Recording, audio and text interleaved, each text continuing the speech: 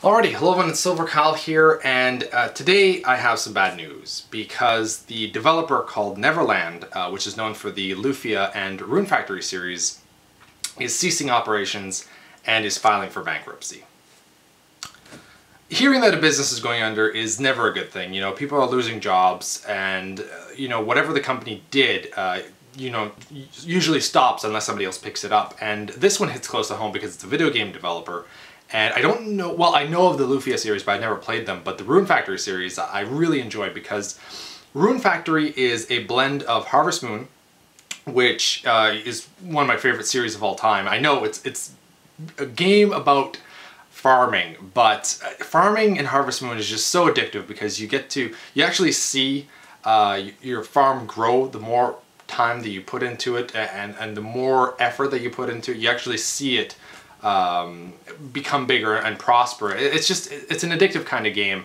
But Rune Factory was a spin-off from Harvest Moon, where it's Harvest Moon with a sword. That's their tagline, and it worked perfectly for this. It explains it perfectly. It's you farm, but you're also you have dungeons that you can go into and kill monsters and get loot. So there's more to the game than just the farming aspect, because Harvest Moon can get a little bit dry and stale if you've been playing only Harvest Moon games. Like if I played every Harvest Moon game that came out every year, there's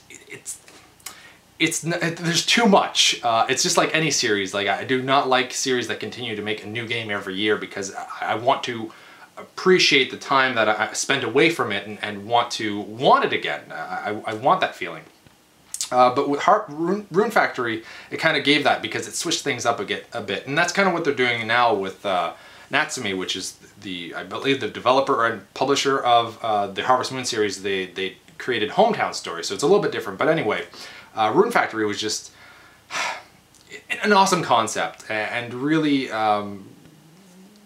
was a good middle point in between other Harvest Moon games.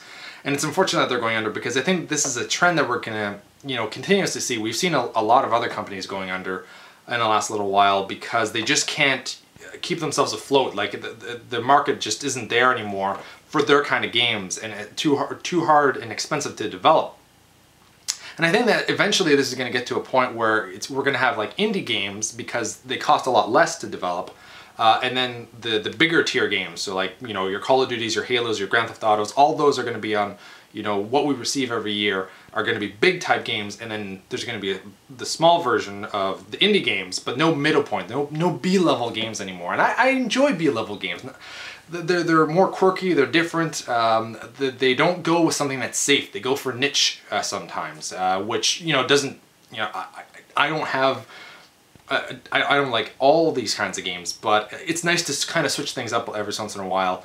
Try something new, try something different, something with innovation, and that's usually what you get with these B-level games. And it sucks that this might be what is going to become with the next generation of games, at least for the consoles. Maybe not so much for the handhelds, but I mean, Rune Factory was mostly on the handhelds. The last one was on the 3DS, Rune Factory 4 handheld. So it's unfortunate to see it go, and I hope that this isn't something that will slowly follow, and we'll just slowly start seeing less and less of B-level games and the mid-tier games. I don't need a AAA game all the time. I don't need everything to be epic.